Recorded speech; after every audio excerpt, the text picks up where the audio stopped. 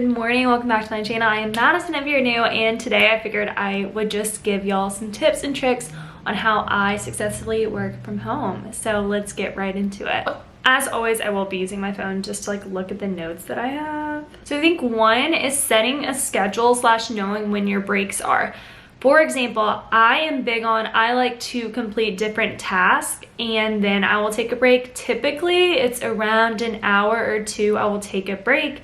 That might be going outside to walk my dog. We'll go to the very end of the street, turn around and come back, but honestly that takes a little bit because I let him sniff. Or maybe your break is just reading for 15 minutes, or maybe your break is actually going on a lunch break and things like that. And I feel like as long as you set those breaks in your day, you won't get burned out as much. I feel like it also helps break up the day. So definitely set schedules. Either maybe all your tasks, you can't complete them as fast, so maybe just set an hour-and-a-half timer or however long you can focus, and then do a 15-minute break. Next is obviously to-do list. This is your best friend, honestly, because I wouldn't even know what to do if I didn't write it on my to-do list. I love it because I have a calendar and then also break down the time, which is super nice. I will go back and forth between my Teams calendar and then just a normal calendar, and I'll make sure I write everything down.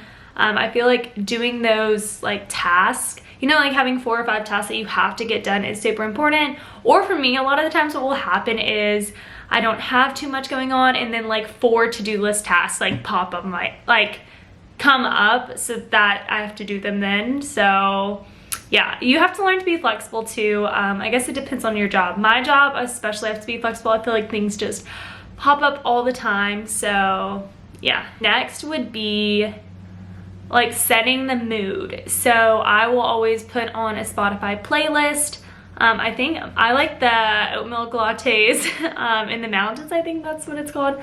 Love that one. Light a candle. I always wear my barefoot jeans blanket because I'm always cold. So just set the mood to where you want to work, you know what I mean, or you want to be in that vibe. That's how I was even whenever I was in school and I was studying. I would love to set the vibe, you know what I mean. Ideally I would like to get a lamp in here and then I can turn off the overhead light, but honestly I might be less productive just because, gotta stay awake obviously.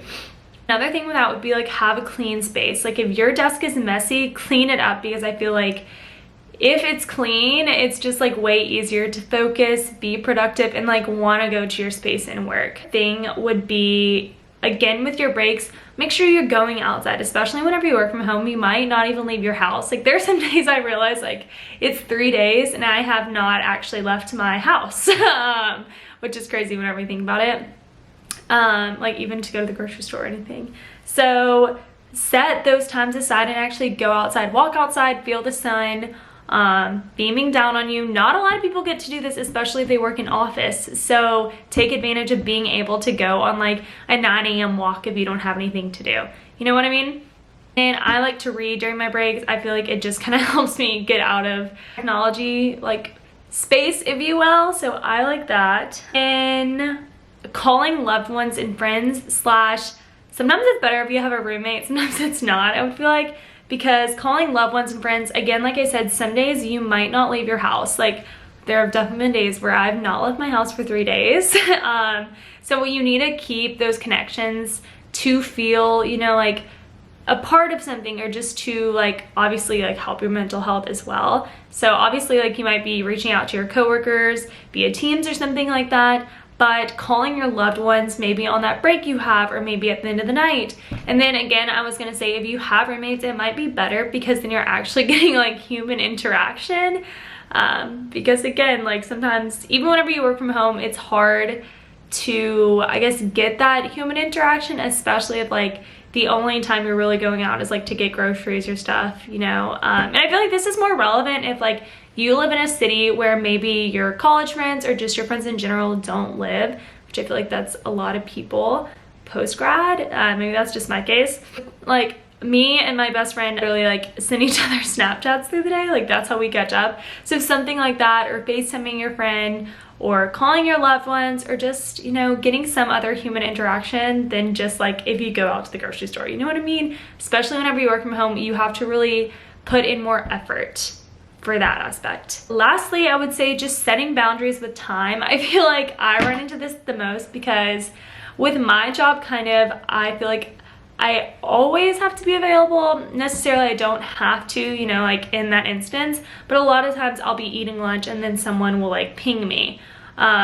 I don't really have a problem with it because I'll just sometimes work through lunch, if that makes sense, which that's probably not good, but I think it just depends, like if maybe you just want to work through lunch, you have that option. It's kind of cool that you can set your schedule as long as you're getting your tasks done and also being like available. But some other things that I've kind of run into lately is one of the clinical trials is in a different time zone. So that time zone is actually later than my time zone.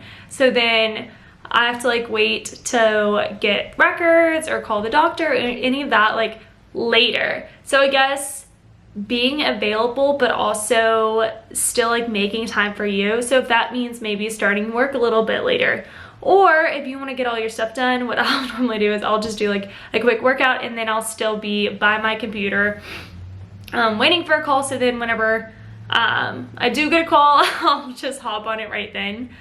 So definitely just set those boundaries with yourself. If you're feeling overworked, overtired, like take your breaks, take your time, and yeah, just kind of find your groove. It will take some time, but I promise you some of these tips will at least make you want to work a little bit more.